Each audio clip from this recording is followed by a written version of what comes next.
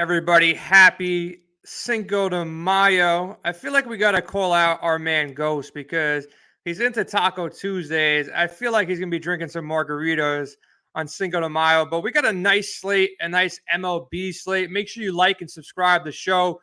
We're delivering DFS content every single day of the week. Right now, we got you covered on the MLB. We cover some NBA, some NFL when that's back around. We got all your projection models, lineup optimizers. Check out windailysports.com for free right now.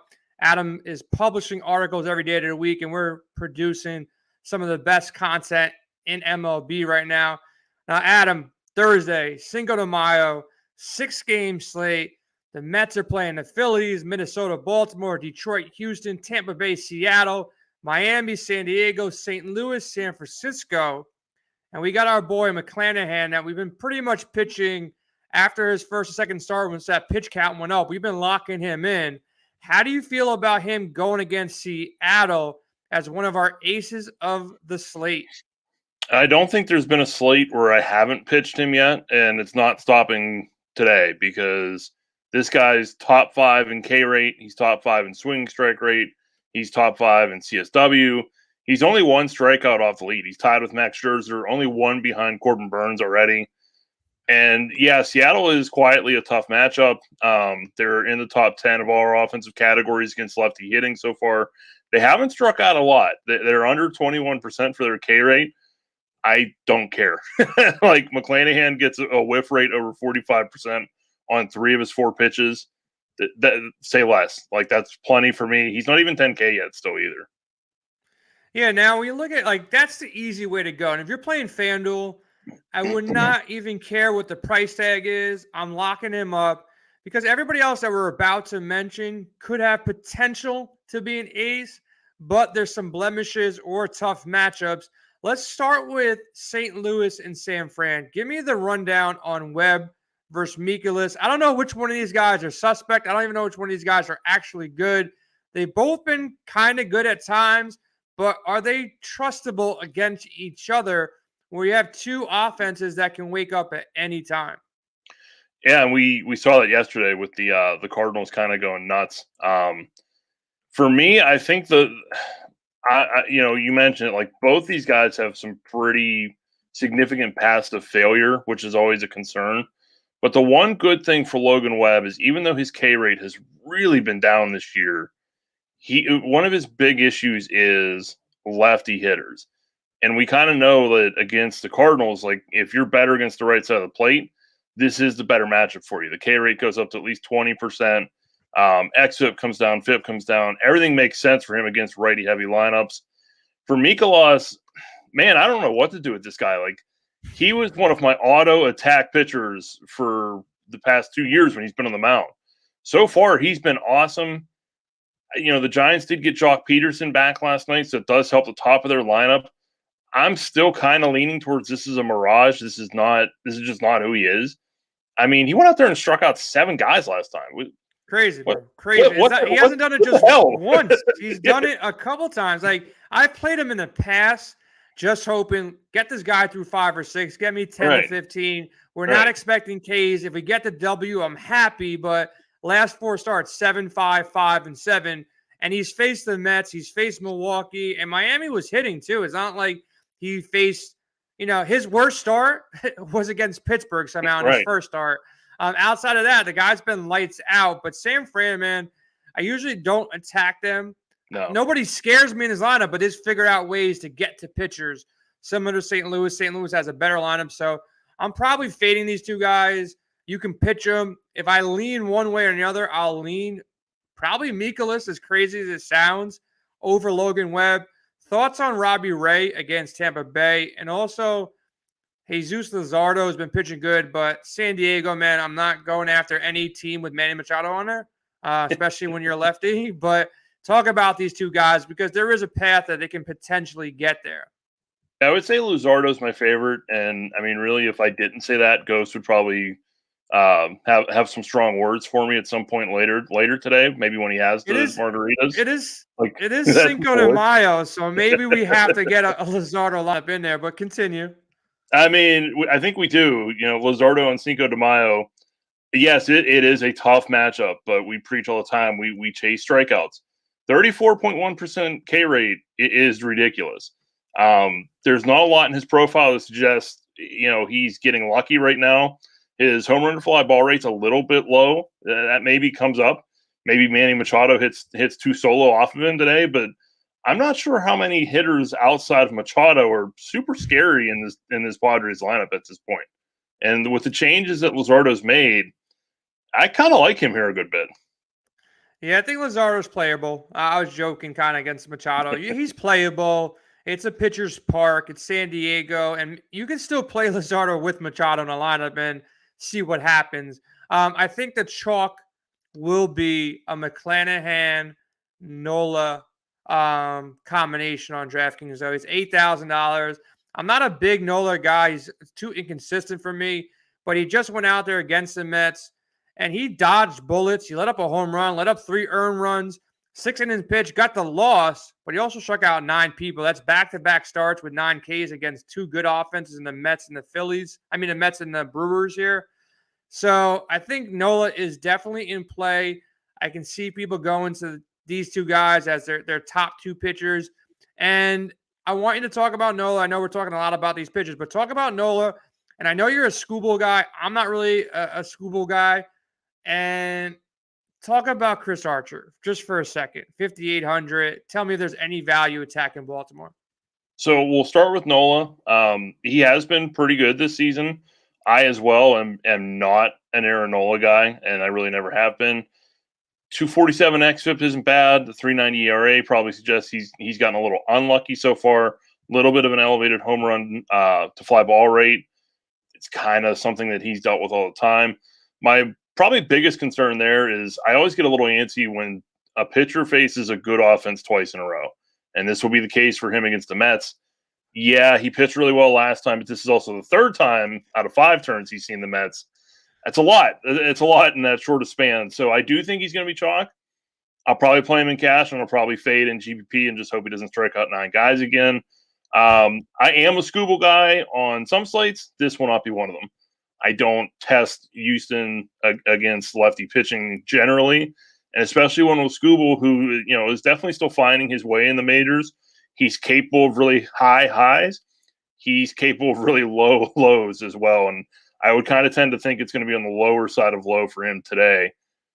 Archer, I don't know. I mean, as a stone cold punt, I get it, but like my thing here is if you look at this pitching slate, there's not exactly a ton of arms that you want to attack. Like, what big bats am I willing to risk Archer to fit in? Like, maybe there's guys I don't want to run to jam into my lineups and play. This is a pretty quality slate as far as pitching goes. I wouldn't expect anybody to really get lit up here. You still got some bullpens that you might be facing in Baltimore and in Minnesota. Archer and Watkins aren't going to go long in this game, 3, 4, 5 innings max for both these guys. But you're right. I think the path to success is paying up for McClanahan and then deciding on whoever you think you're more confident in Logan Webb, Robbie Ray potentially, Luzardo, Mikolas, and Aaron Nola. Now, talking about gas cans here, there's no real gas can on this slate. If you had to choose one, you can also play the bullpen game and factor in, potential bullpens here. Who is that guy that we want to attack on this slate? So that leads me into attacking Scooble. I think probably his best case is 5 innings. So you get 4 against the Tigers bullpen. The Astros are very, very affordable. The highest price guy is Jordan Alvarez, 5,100. I would say there's a pretty good chance Jose Altuve sits after fouling a ball to a place you don't want to foul a ball. If you're a gentleman, yesterday he had to leave the game. Wouldn't be surprised if he takes a seat for this one. Couldn't blame him in the least.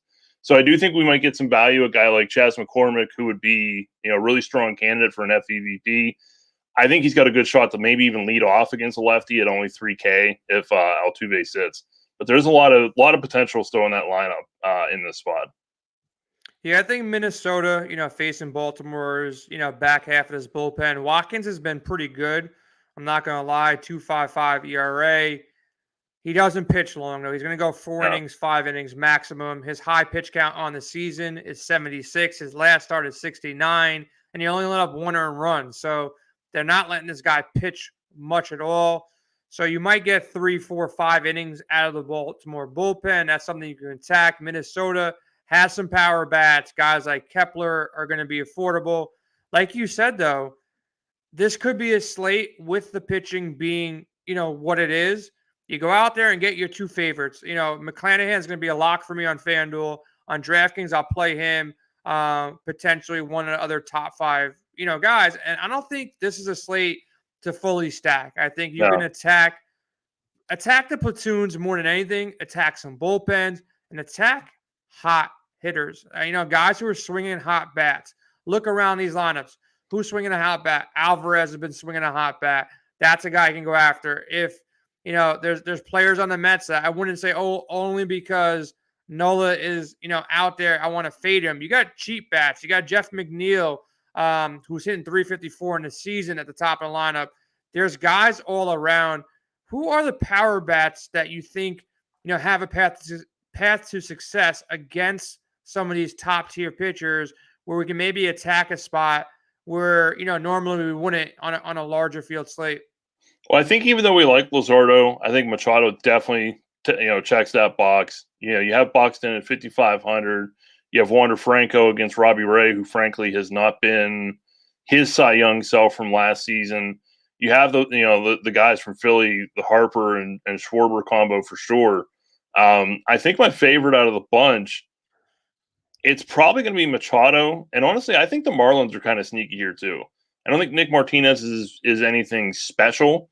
So like the Machado Jazz Chisholm combo, like in that middle infield and on the corner, I always like playing Jazz, man. He's just super fun to watch. He hits for a high average. He can steal some bases. Dude does a little bit of everything. So he's always well worth that price tag. He's becoming one of my favorite DFS players is John Birdie, man. This guy is he's finally creeped up in price, but for the longest time, he was minimum salary on DraftKings and FanDuel. We did a show the other day, and I forgot I made a lineup, Tuesday night going into Wednesday on FanDuel. I actually stacked the Marlins. Totally forgot I entered lineups. Completely. I made 2 lineups while we're talking. I went to go enter lineups in on Wednesday, and I look at it, and I'm like, oh, I got scores? Oh, I'm cashing? And I almost took down the $5.55 tournament, finishing 18th place out of 10,000 people with the Miami stack, with Birdie in it. Yeah. So this guy can hit, and you want spots to get different. You can run a combination of Birdie at shortstop and then go with Chisholm at second base. And not too many people are going to pay, at least on DraftKings, $5,700 for Chisholm, $3,900 for Birdie. So there is some value in going against, we're just picking a Miami lineup, a Miami stack. Nobody wants to stack Miami, and I think that's a good spot to go to. As far as props or bets that you're looking forward to, anybody, not all the lines are up yet for Thursday night. What games are you looking to target? What pitches are you looking to target? And how did you do in the afternoon games on Wednesday? Did you cash the props on Wednesday? Yeah, afternoon we went 3 for 3. I Nice. kind of hindsight, I wish I had bet home runs, but we had Dalton Varsho, we had Arenado, both left the yard. We had those total bases. We had Ian Anderson give up 5 hits. So as far as this slate, I definitely want to see the McClanahan prop. It's probably going to be 7.5. I don't know about that. I'll probably throw at least a half unit on it, even if it's up to 8, just because Seattle's not striking out a ton. And then I'll be looking for Luzardo's, hoping for 5.5. Might be at 6.5. We'll kind of need to see there. And then I'd be interested in what Scoobles is to maybe even bet an under. I don't do it often, but that's against Houston. If he's at 4.5, that might be a spot that we can actually, pretty comfortably try and get an under. And make sure you hop in the expert chat at Win Daily, man. Adam is putting out the props, and I'm the stupid one that keeps getting these messages late because I'm running around at work and doing other things. And every time I get to it, it goes from plus money to from plus 110 to minus 130, or the line goes from 5.5 to 6.5. So he's in our expert chat on Discord every single morning or late at night, the night before, pushing out the props. And these lines have been moving. So you get even a bigger edge by checking in early, on our expert chat. Make sure you check out our projection model, our lineup optimizers, all of our articles as well. Adam's been crushing it. Ghost has been crushing it with our NBA model. Had another big takedown. NHL guys are in the playoffs. They took down a showdown for $2,000 2 nights ago. So make sure you hop into our expert chat. Check out all the articles. A lot of our content is completely for free, just like this show is. So make sure you check us out at windailysports.com. Like and subscribe to this show. And we'll be back on a Thursday and a Friday and a Saturday and a Sunday covering all your DFS needs. So stay tuned for more coming this week. And everybody have a happy, healthy, and fun Cinco de Mayo.